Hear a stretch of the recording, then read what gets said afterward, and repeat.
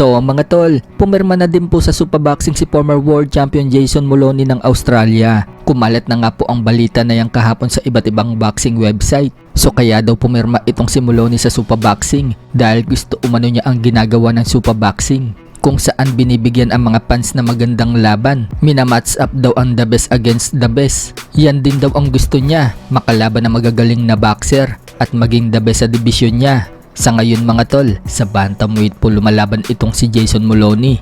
At pasok naman po si Moloney mga tol sa weight category ng Supaboxing. Ang pagkakaalam po kasi natin, bantamweight yung pinakamababang timbang ng Supaboxing.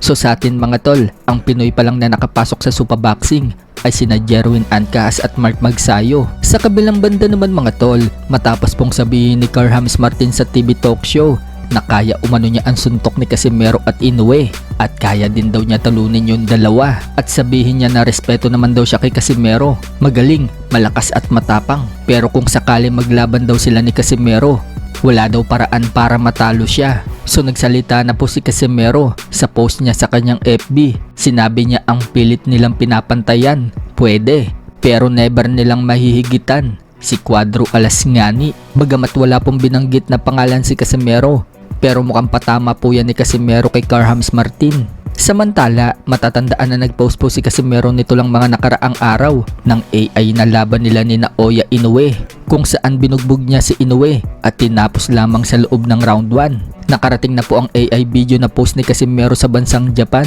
Ibinalita na po yan sa Yahoo Japan News, at dahil kumalat na po ang balita sa Japan, malamang mga tol na nakita na po yan ni Inoue at napanood kung paano siya humandusay kay Casimero. Matatandaan mga tol na nagsalita na po ang handler ni Inoue na si Hideyuki Uwashi. Napapalagan daw nila si Casimero basta tuloy-tuloy lang daw na manalo si Casimero sa mga susunod niyang laban. Kapag ganyan, posible na daw mangyari ang Inoue versus Casimero. Pero sinasabi naman po ng mga Pinoy fans mga tol na mukhang papaabutin pa daw ni Inoue na mag 40-year-old si Casimero bago daw nito palagan. Patatandain muna daw si Casimero para sure win daw si Inoue. Sa kabilang dako naman mga tol, idol na idol po ng mga estudyante si Casimero.